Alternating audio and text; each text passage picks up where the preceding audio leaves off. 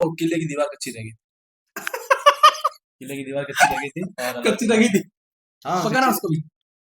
उसी के ऊपर तो ये डायलॉग है, रायरा बाग राता बीता, मैं बताऊंगा आपको, बड़ा मजा आएगा स्टोरी सुन के। जालोर की कहानी ऐतिहासिक कहानी है, आरएस में पढ़ाते हैं, बिल्कुल। राजवी सर ने पूरा एक लेक्चर ले रखा है जैसे जालोर के ऊपर, इतनी प्रॉपर ऑथेंटिक कहानी।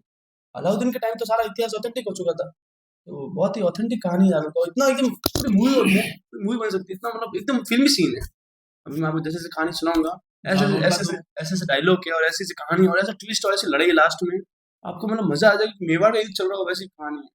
दोस्तों जालोर अभी बहुत शानदार शानदार बलिदान होंगे वगैरह होंगे, गला वाला जालोर का जो कटेंगे। दोस्तों ये जो किला है स्वर्णगिरी किला चालू है। है।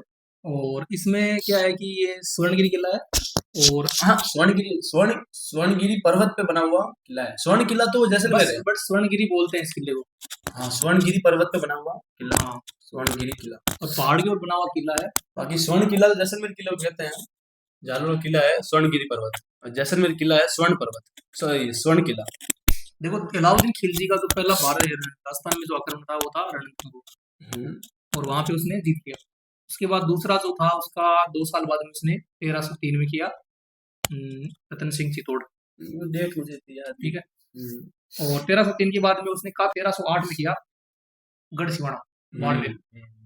अब देखो जालोर के किले की एक विशेषता बताऊं आपको। जालोर का किला है ना, वो दिल्ली गुजरात जो यातायात का जो मेन जो रास्ता था ना, उसके बीच में आता है। अभी तो व्यापार व्यापार में घुसा। व्यापार में समस्या आ रही है। अब तुम दिल्ली वालों को क्योंकि गुजरात में जो जो ये जो उसका जो किला था ना मेवाड़ का, जो रतन सिंह वाला, वो फिर ठीक है मूवीज में फिल्मों में दिखा दिया कि पद्मावती रानी के चक्कर में अटैक किया, रानी के चक्कर में, रानी ठीक है एक साइड का मुद्दा जरूर था, बाकी सिर्फ रानी के लिए अलाउद्दीन ने कोई अटैक नहीं किया था। इतना बड़ा रिस्क कौन लेगा इतना हाँ बड़ा? एक रानी के लिए नहीं, अलाउद्दीन के जो रास्ता था उसके बीच में मेवाड़ आ रहा था, अकबर ने मेवाड़ पे युद्ध किया, इसने अलाउद्दीन ने चित्तौड़ पे युद्ध किया, ये सब जो मेवाड़ क्षेत्र पे जो युद्ध करने के कारण थे वो रास्ते के बीच में आ रहे थे। और राजपूत जो उस वहाँ के जो थे जितने भी रूलर मेवाड़ क्षेत्र में जितने भी राजपूत रूलर सबके सब स्ट्रॉन्ग थे, तो जैसी मुगलों की सेना वहां जाती, वो लोग उनसे या तो अटैक कर लेते वरना टैक्स वसूल करते कि भाई हमको टैक्स दो। उस टैक्स से या फिर उस अटैक से बचने के लिए जितने भी मुगल आए सबने मेवाड़ पे अटैक दोस्तों मैं वही बताऊँ उसमें क्या होता है, जैसे पुराने टाइम में आजकल तो जैसे ये सिस्टम था कि आजकल तो सड़कें बढ़ गई है, मतलब गांव बस गए हैं, आबादी का क्षेत्र बढ़ गया है, लेकिन उस टाइम क्या आबादी का क्षेत्र कम था उस वक्त। और मतलब ज्यादातर जैसे फसलें होती थी। तो जब भी कोई देश की सेना किसी दूसरे राज्य से होकर गुजरती है तो वहाँ की जो फसल है तो बड़ी सेना है, ऐसा है नहीं कि गाड़ी में ट्रक भर की सेना जा रही है, ऐसा नहीं है। पैदल सैनिक अलग होते थे, घोड़े होते थे, हाथी होते थे, साथ में उनके रथ चलते थे, तो इससे क्या सेना चलती थी तो फसल का भी तो नुकसान होता था। तो उसलिए क्या होता था, जो वहाँ का जो जो निज जहाँ का वो था। राजा राजा होता था छोटा ना, जो राजा छोटा होता है उससे क्या होती है, सेना परमिशन देती है कि हम उस राज्य में जा रहे हैं, दूसरे स्टेट में जा रहे हैं और हमें आपके इधर से जाने दो। तो बस मेवाड़ पे ये पद्मावती एक छोटा सा मुद्दा था, बाकी मेन अटैक करने का कारण यही था कि वो उनके व्यापार के बीच में आया था वो रास्ता, इसी कारण वहाँ पे अब अटैक किया अलाउद्दीन गया का था। जो सेनापति थे ना, एग्जैक्ट नाम तो याद नहीं आ रहा मुझे। हम्म, अलाउद्दीन के जो सेनापति थे वो भी पहले गुजरात मांडवा वगैरह जाते थे, वो मालवादार थे। गफूर, हाँ। वो जो एक टाइप से वो खरीद के लाया हुआ एक सेवक था, हाँ। गफूर गफूर नाम, मलिक गफूर, हाँ, मलिक वो गफूर। फिल्म में बताया उसको ना। मलिक गफूर, वो अकियत में एक पात्र था, उसने अलाउद्दीन की मंडी के बाद राज करने की कोशिश की, अच्छा। लेकिन वो इतना योग्य नहीं था जो वो राज कर सके और उसको फिर बाद में हटा कर मार दिया। बाकी वो मलिक गफूर हकीकत में अलाउद्दीन का काफी खास सेवक था और वो खरीद के लाया हुआ। पहले इसने बाड़मेर को जीता है, पता है? सिवाना को जीता है 1360 में। और सिवाना का जो उस वक्त का जो सामंत था या छोटे जैसे छोटे राजा तो उनको सामंत बोले, वो जो छोटे मोटे जो टेरिटरी उसको देते थे। तो उसमें क्या कि वहाँ का जो शीतल देव भी कई जगह लिखा होता है, कई जगह सातल देव होता है। तो ऐसा मतलब इतिहासकार बताते हैं कि मतलब वहाँ का जो शीतल देव या जो शासक था ना, तो लड़ते लड़ते मारा गया अलाउद्दीन के साथ में। भाई साहब उस आदमी का शरीर इतना बड़ा भारी भरकम था कि जब अलाउद्दीन खिलजी ने उसको मरने के बाद में उसकी बॉडी को या उसके पार्थिव शरीर को देखा ना, तो उसने दांतों तले गोली लगा दी थी कि यार कितना भारी भरकम शरीर वाला योद्धा। कौन? सातल देव जो सिवाना वाला था। शीतल देव की बाद में 1311 में यहाँ पे अटैक किया उसने, जालोर वीर पैदा होते हैं और ये नाम राजस्थान नाम ही उनके नामों पे ही पड़ा है। बिल्कुल ये पहले ये राजपूती ही एरिया था, राजपूती राजा राजाओं की बेटा रहते हैं वो राजपूत, और जो राजपूत जहाँ रहते हैं वो राजपूताना एरिया ही था ये। धीरे धीरे करते करते ये राजस्थान बन गया, अभी भी नाम यही है, राजाओं का स्थान राजस्थान। यहाँ के राजा सारे सारे बलवान ये ही तो रहे। एक नाम 1955 के बाद में उसको दिया गया राजस्थान नाम। उससे पहले तो राजस्थान ही था। जो कर्नल जेम्स टोड था ना, इसने इतिहास में इसने एनल्स आप आर सी तरीके ना, इसमें एक एग्जाम बुक आती है annuls and antiquities of Rajasthan, ये बुक का नाम है। और ये उसने लिखी है, कर्नल जेम्स टोड ने। और उसने राजस्थान को राजस्थान बोला है, जिसको घोड़े वाला बाबा भी कहा जाता है, अच्छा, कर्नल जेम्स टोड को। ठीक है। और उसने यहाँ का इतिहास कर लिखा है। तो अपनी कहानी में फिर से आते हैं अपन। हम्म। तो किला बन गया था, एक दीवार कच्ची लगी थी, लेकिन हम्म। उसकी जानकारी केवल राजा को, उसके कुछ एक खास लोगों को और उस ठेकेदार को, कुछ लोगों को पता था, मतलब घर के लोगों को पता थी। ज्यादा लोगों को पता नहीं था। घर के लोग, यहाँ इस बात पे मेन जोर डालो, घर के लोग ही हमें फंसाते हैं। विभीषण घर का भेदी लंका ढाल, वैसे घर के लोगों को ही जानकारी थी कि कोई एक दीवार कच्ची है, कौन सी है वो किसी को नहीं पता था, कोई एक दीवार कच्ची है, इतनी सी जानकारी थी। अब जैसी दीवार पक्की हो गई, मतलब महल पक्का हो गया, इतनी मजबूत महल किला बन चुका था। अब वीरमदेव जी ने अलाउद्दीन को फिर से संदेश लिखा कि अब तुझे जो करना है वो कर, अब तो हम यहाँ पे तुम्हारे जो है वो प्रपोजल एक्सेप्ट नहीं करने वाले। और वीरमदेव जी ने उस समय एक बहुत फेमस डायलॉग बोला था कि मामा लाजे भाटिया कुल लागे चौहान, जो मैं पढ़नू टर्किनी तो पश्चिम हो गया भान। जो तुर्कनी तुर्कनी मतलब उसको वो ये लोग तुर्की, ये टर्की लोग थे, टर्की शासक था। अलाउद्दीन जो था टर्की शासक था, बाद में जो शासक आए वो अरब शासक हुए, अलाउद्दीन टर्की शासक था। तो तुर्की उनको बोला उन्होंने ना, हाँ, अलाउद्दीन को ही तुर्की बोला है, टर्की और तुर्की एक ही, मतलब तुर्की शासक थे ये लोग। तो अलाउद्दीन को ऊपर इसने ये डायलॉग, जैसे ही किला बन गया अब तो फॉर्म में आ गए, उन्होंने संदेश भिजवाया कि मामा लाजे भाटिया, मामा यानी कि मेरे मामा भाटी वंश से, भाटी वंश इतना शानदार वंश, इतना मजबूत वंश, पूरे जैसलमेर पे इनका आधिपत्य था। तो मामा लाजे भाटिया यानी मेरे मामा भाटी वंश से, मामा लाजे, मामा के ऊपर ये कर दो उनको भी शर्म आई। सुनो से आप डायलॉग, बहुत शानदार फेमस डायलॉग है, मामा लाजे भाटिया यानी मेरे मामा के ऊपर भाटी लगता है। मेरा कुल लागे चौहान यानी मैं खुद चौहान वंश से हूँ, चौहान वंश अपने आप में कम नहीं था। हाँ, मामा लाजे भाटिया, मामा तो है भाटी वंश से, कुल लागे चौहान यानी मेरे दादाओं के कुल पूर्वजों के कुल है चौहान। मामा लाजे भाटिया कुल लाजे चौहान, जो मैं पढ़ूं टर्किनी यानी इस टर्की से मैं शादी करूं तो पश्चिम हो गया भान, यानी भान यानी सूर्य, सूर्य अगर पश्चिम हो गया तब तो समझ ये संभव हो सकता है, वरना तो इस जन्म में तो संभव हो नहीं सकता। मतलब उल्टा, जिस दिन उल्टा हो गया उस दिन मैं कर लूंगा, उस दिन समझ में आएगा, चलो ठीक है देख लेंगे, जो कि संसार के नियम के खिलाफ है, क्योंकि पश्चिम में तो भान हो नहीं सकता, सूर्य हो नहीं सकता। ठीक है, इसलिए उन्होंने डायलॉग बोला कि मामा लाजे भाटिया कुल लाजे चौहान, जो मैं पढ़ूं टर्किनी तो पश्चिम हो गया भान। और ये बोल के उन्होंने इस प्रपोजल को डिक्लाइन कर दिया। ठीक है भाई, मतलब फ्रेंड रिक्वेस्ट उसने एक्सेप्ट नहीं कर, उल्टा ब्लॉग में डाल दिया वाला। अलाउद्दीन का तो कपड़ा खसक गया कि भाई मेरी छोरी मना की करके तो गधा बना दिया, पहले हमसे सारा माल मसाला लिया, हमारी छोरी मना की करके दो, छोरी ना दी दो, ऊपर दी हैंग माल मसाला मार ली तो ही मन ना दी दो, बेवकूफ बनाया। तो सटक गई उसकी खूंखार, अलाउद्दीन की खूंखार था वो, अपनी हिंदुस्तान का बादशाह, एक तरफ एक छोटे से राज्य का, वो अपनी फुल सेना लेकर के आगे जालोर, जालोर के बाहर उसने 6 महीने 3 महीने 6 महीने डेरा डाला और कुछ नहीं बिगाड़ पाया किले, बहुत कोशिश की किले का कुछ नहीं बिगाड़ पाया। आखिर में उसने दिया लालच कि भाई कुछ ना कुछ अंदर का कोई आदमी आता हो। आखिर वो वही बात है, धोखेबाज तो पूरे हिंदुस्तान में धोखेबाजों ने हराया है, घर के लोगों ने फंसाया है। सुना 6 महीने फौज इस जालोर में। दोस्तों यदि आपने कभी जालोर या इस तरफ यदि आपने कोई भ्रमण किया, विजिट किया है, तो पता लगेगा राजस्थान की जो सबसे टॉप वाली गर्मी पड़ती है वो जालोर में पड़ती है। जो मारवाड़ का जो बेल्ट है, बाड़मेर जालोर वाला बेल्ट है, जैसलमेर है, बाड़मेर है, जालोर है, इन तीनों जगह पे जबरदस्त गर्मी पड़ी है। रेगिस्तानी एरिया ये थार डेजर्ट इसी यहीं पे पड़ता है, थार रेगिस्तान, थार मरुस्थल यहीं पे, यहाँ का। और यहाँ पर 6 महीने फौज पड़ी थी इस गर्मी में, भूखी प्यासी फौज। तो अलाउद्दीन दिया लालच, और इतिहास गवाह है कि आज तक हिंदुस्तान लालच के चक्कर में, इन विश्वासघातियों के चक्कर में ही गुलाम बना है। बिल्कुल। तो अंदर घर का ही कोई एक आदमी आया तो उसने अलाउद्दीन से संधि कर दी। अलाउद्दीन ने उसका नाम किताबों में बिका दैया बोलते हैं, बिका दैया, दैया बिका बोलते हैं, बिका दैया सब कुछ होगा। हाँ, तो उसने जाके अलाउद्दीन से संधि कर दिया। अलाउद्दीन ने कह दिया भाई मैं तुझे बना दूंगा राजा, तू तो मुझे बता दे इस महल का भेद बता दे। तो उसने भेद खोला कि भाई कोई एक दीवार कच्ची है, कौन सी है उतना भी नहीं जानता, लेकिन कोई एक दीवार कच्ची है तो उसको पहचान। अलाउद्दीन ने बोला कैसे पहचानो भाई, तो वो मारवाड़ी आदमी था, उसने कहा एक काम कर, राई होती है ना, राई ऐसी चीज होती है कि वो एक रात में उग जाती है, राई जो सब्जी में डालते हैं सरसों के दाने, एक ही रात में उग जाती है। जैसा होती है जैसे मतलब आज रात को डालेंगे कच्ची डालो जमीन में तो वो एक ही नाइट में पक जाती है। तो अलाउद्दीन ने गांव भर से पूरे जालोर और आसपास क्षेत्र यही बैठा था, जितनी उसने कहा जितनी राय आ सके उतनी लाओ, जितने पैसे चाहिए मुंह मांगे पैसे। तो लोगों के पास जितनी लोग भर भर के अपने पास जितनी राय थी सबके सब लेके आए, सबके सब लेके आए, जितनी जो कीमत मांगी वो अलाउद्दीन की। सोने से महंगी बिक्री करें। उस समय राय के भाव आसमान छू गए। तो बुढ़िया सी औरत थी, उसके भी सुनने में आया, कहीं दूर रहती थी, उसके सुनने में आया कि भाई रायों की बहुत कीमत चल रही है। तो उसने रात भर जितनी भी राय वो इकट्ठा कर सकती थी सुबह लेके गई। हाँ, वो इकट्ठा करके सुबह लेके गई कि ले भाई ये, सुबह तक तो काम हो चुका था। तब उस सिपाही ने डायलॉग बोला कि राइयों का भाव तो राता बीता, यानी अब ये राई तो तू लेके जा, अब इस राई कोई कीमत नहीं। रात को लेके आई तो तेरी मुंह मांगी कीमत होती, आसमान छू गई थी, लेकिन अब तो राइयों का भाग राते बीता, यानी राई के भाव तो रात को जा चुके हैं, अब तो तू ले जा, अब कोई कीमत नहीं इसकी। अब इस कहानी पे आते हैं। वो जो आदमी इसने भेद बताया, खुश होकर के अपने घर गया, अपनी बीवी को बताया कि भाई मैंने तो, अब मैं तो बनने वाला हूँ राजा जालूर का, कि हम्म। कैसे? मैंने तो किले का राज बता दिया, अलाउद्दीन कल सुबह उठते ही किले पे हमला कर देगा और जालौर हार जाएगा। वो उस आदमी में तो देश प्रेम था नहीं, लेकिन उस पत्नी में इतना देश प्रेम था उसने अपनी। उठाया बेलन और मारा उसके माथे पे, ही हो बेलन गया। नहीं, उसने उठाई तलवार और गर्दन काट दी उसके पति की, अच्छा। हाथ हाथ ही। बेलन फेलन नहीं, उसने सीधी गर्दन काट के अलग कर दी कि तू देश प्रेमी नहीं है तो मेरा पति कैसे होगा? बिल्कुल। तू देश का नहीं तो तू मेरा भी नहीं। उसमें इतनी स्वाभिमान था और इतना देश प्रेमी थी वो औरत कि उसको अपने पति से ज्यादा अपने देश से ज्यादा प्रेम था। उसने कहा कि तू इतना गद्दार मेरा पति होने मेरे शर्म की बात है, इससे ज्यादा मेरा पति ना हो वही अच्छा है। उसने तलवार उठा के हाथों से गर्दन काट दी और बताने चली गई राजा को कि भाई हमला होने वाला है। और अब तो क्या कर सकते हैं, सुबह तक सेना तो घुस गई थी फिर। अलाउद्दीन ने पूरे जालौर किले के बाद राई बिछा दी। सुबह जहाँ पे राई पक गई वो समझ गई ये दीवार कच्ची है। उस दीवार को तोड़ने की कोशिश की, वो दीवार टूट गई और सेना पहुंच गई अंदर। और एक एक सुरंग का घमासान। भी मैंने सुना हुआ है कि मतलब जो मुहासिर खुलती है, सुरंग का भी कोई है? अब ये तो मिथ है कि आज तक नोन नहीं है, जो चीजें है ही नहीं, क्या पता वो भी। जो पहले पर थी अपने अभी को तो। पता नहीं है इसके बारे में। मैंने भी सुना है कि जो लालू किले से निकल कर सीधे सुंदरलाल तालाब पे आती है, सुना होगा आपने।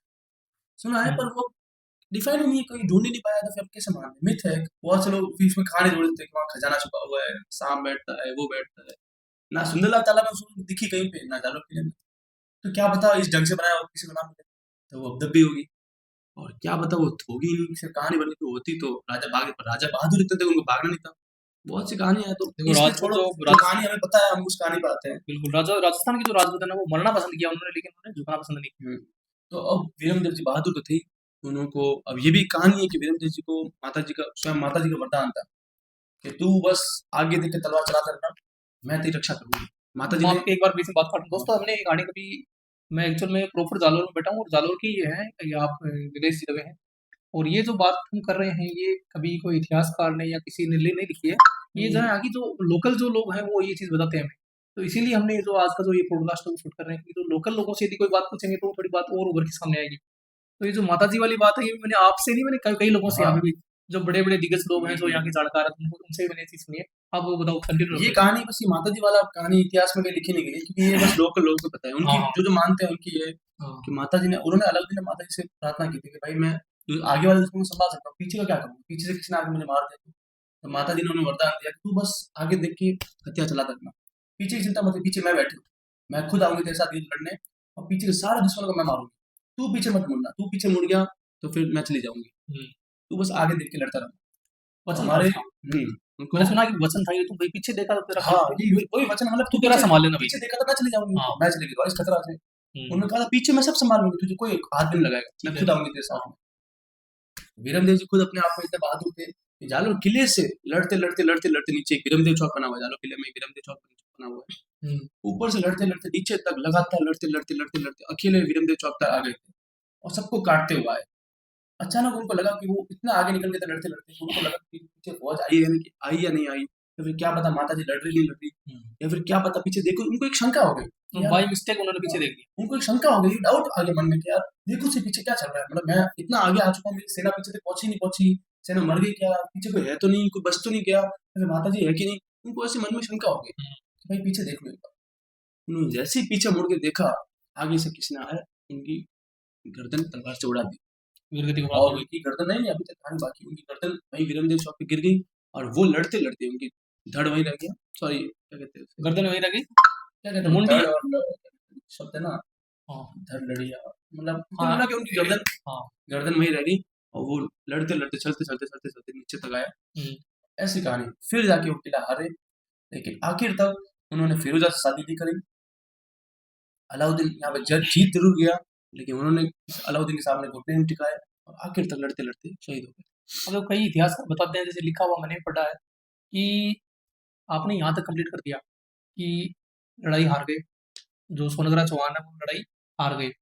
युद्ध में वीरमदेव और उसके पिताजी दोनों शायद कन्नड़ दिखा पता नहीं, वीरगति को प्राप्त हो गए थे। बढ़िया, मतलब वीरों की बात थी, लड़े सूरों की तरह लड़े और वीरगति प्राप्त हो गए और उनका मुसलमानों का शासन आ गया। अब देखो इसमें जो आगे का जो वृत्तांत है वो ये है कि अलाउद्दीन खिलजी यहाँ से उसका सर लेके दिल्ली जाता है और फिरोजा को देता है ले जाएगी। और फिरोजा ने बोला कि काम खराब हो गया है, तो जिंदा हो गया था कि मरा हो। मैं भी उनके पीछे टाइप से फिर उसने वो पूरा हिंदू विधवा बन के रहूंगी, ऐसे कुछ यही कहानी है ना। हिंदू रीति रिवाज से उसने अच्छा।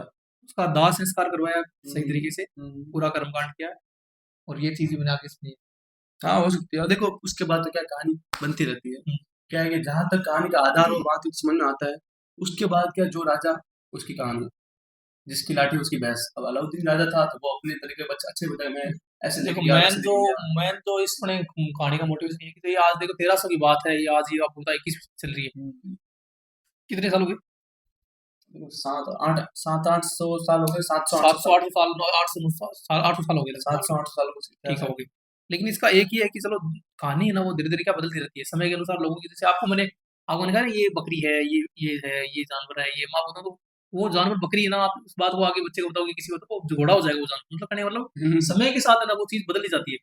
लेकिन इस कहानी का मेन मोटिवेशन ये है कि देखो अपने देश के लिए लड़ा, स्वाभिमान के लिए लड़ा और अपने देश की जनता के लिए लड़ा, है और ना? उसने मतलब घुटने टेकने से ज़्यादा घुटने टेकने से ज़्यादा उन्होंने मरना पसंद किया। हाँ, वरना आप सोचो दिल्ली का राजा था अलाउद्दीन, उसकी बेटी से अगर शादी हो जाती तो अगला दिल्ली का सुल्तान बन सकते थे। बिल्कुल, दिल्ली के अगले राजा बन सकते थे और उनमें इतनी काबिलियत भी थी कि वो दिल्ली सँभाल सके। बिल्कुल। लेकिन उन्होंने दिल्ली का राजा बनना ना स्वीकार किया और लड़ते-लड़ते मरना ज़्यादा स्वीकार किया। वो राजपूताना था, वो ताकत थी। और आज इसीलिए आज आज राजपूतों लोगों की सोशल मीडिया वगैरह पे राजपूतों को इतना सम्मान नहीं मिलता जितना वो डिज़र्व करते हैं। बाकी राजपूतों ने बहुत किया है, बहुत उनमें ताकत थी, राजपूत बहुत उन्हें शासकों ने किया है। पुरुषार्थ था और बहुत ही शक्तिशाली साबित हुए हैं। राजस्थान में तो कम से कम राजपूतों ने बहुत किया है। बिल्कुल, उनका बिल्कुल। इतिहास इतना जिस जिस क्षेत्र में पढ़े, उनका इतिहास बहुत ज़्यादा ही है। देखो राजपूत एक क्षत्रिय कौम है। हमारे मारवाड़ के दुर्गादास जी, हुँ, मेवाड़ के राणा प्रताप, मेवाड़ में तो पूरी वंशावली खैर बहुत शक्तिशाली थी।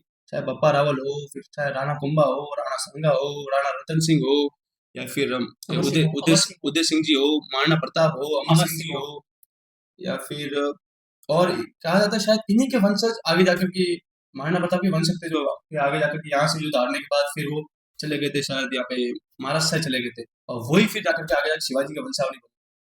शायद ऐसा कोई कहीं सुनने में आता है, मैंने सही से पढ़ा नहीं। देखो रिश्ते तो इनके आपस में थे ही ना।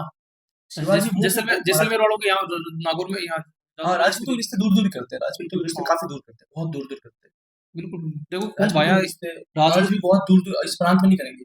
राजपूतों में ऐसा है कि अपनी बिल्कुल ही जैसे कि कहीं दूर का भी कोई रिश्ता लगता है कि वो गलती से भी कोई बहन लग रही है, तो वहाँ पे भी नहीं करेंगे, बहुत दूर का है।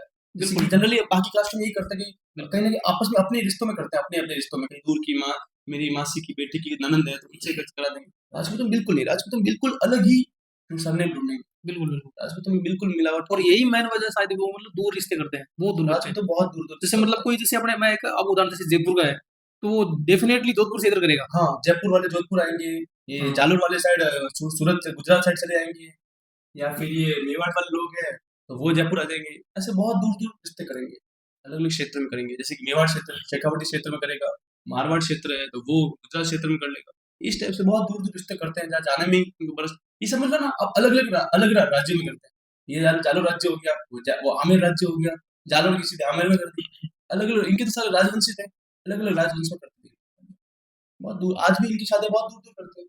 नज़दीकी बिल्कुल। क्षेत्र में करने की बहुत कम कोशिश करते हैं, कोई हो जाए तो अलग बात है। बिल्कुल, मैं साइला वगैरह जाता हूँ तो वो कहते हैं कि वो आप हमारे इसलिए बच्चे की राजपूतों के नेटवर्क आज भी इतने स्ट्रॉन्ग होने का कारण यही है। हुँ, राजपूतों के नेटवर्क आज भी पूरे राजस्थान में देखा जाए तो इनकी एकता बहुत है, नेटवर्क बहुत स्ट्रॉन्ग होता है राजपूतों में। आप राजपूतों को देखना, यहाँ का राजपूत वहाँ के राजपूतों को बहुत अच्छे से जानेगा। मतलब इनके नेटवर्क बाकी कास्ट के कंपेयर में इनके नेटवर्क बिल्कुल। बहुत स्ट्रॉन्ग होता है और जल्दी बन जाते हैं। तो ये रिलेशनशिप और दूर करते हैं ना। कहीं न कहीं इनके दूर-दूर रिलेशन मिल जाते हैं। बिल्कुल, अपने रिलेशन सीमित होते हैं, इनके रिलेशन बहुत दूर-दूर से चल जाते हैं। बिल्कुल। ये राजपूतों के मजबूती का कारण नहीं भी है। राजपूतों ने देखो खून बहाया है इस धरती के लिए और इसीलिए याद करते हैं हमको देखो। सही बात है बिल्कुल। राजपूत याद करने लायक है, बिल्कुल। और तो अब समय की विडंबना थी, कुछ गलतियाँ राजपूतों की भी थी, तो उन्होंने एकता सही से रखी नहीं। कुछ गलती हमारी भी थी कि हमने धोखेबाज़ी बहुत करी बाकी लोगों ने राजपूतों के साथ में। राजपूतों के साथ धोखे बहुत हुए, चाहे वो आमेर के भारमल जी हो, चाहे कन्नौज के जयचंद हो, चाहे जालोर की ये दहियावाल जो भी आप नाम कह रहे हो वो हो, चाहे मेवाड़ में कोई हो, तो राजपूतों के साथ धोखे बहुत देखो हुए, जाति हमेशा हुए हैं। जाति है ना वो सर कोई बुरी नहीं होती है। हर जाति में लोग बुरे होते हैं। कुछ बुरे लोग होते हैं। हाँ, वही बात कह रहा हूँ मैं, कुल मिला के राजपूत मतलब इन लोगों के साथ धोखे बहुत क्योंकि हुए जाति तो और कुछ गलतियाँ इन्होंने भी की इन्होंने आपस में खुद के घमंड में इतने रहे कि आपस में लोगों से अपने दूसरे राज्यों से ही एकता बना के रखी।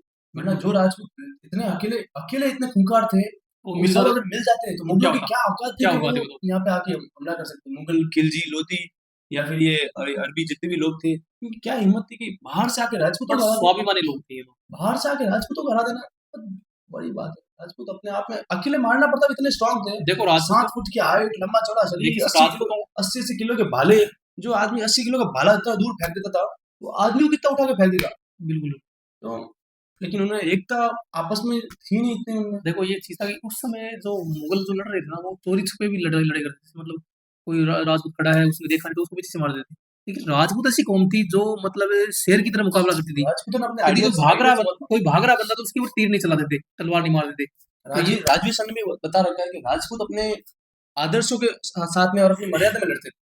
कि अगर सामने वाले के पास तलवार नहीं है तो उसको निहत्था नहीं मारेंगे। ले भाई एक और तलवार तू ले, एक तलवार मैं लूं, अब आ लड़ते हैं। अब करते हैं। लेकिन ये मैनर्स और ये एथिकेट्स मुगलों में नहीं। उनको तो बिल्कुल, बस जीतने से मतलब।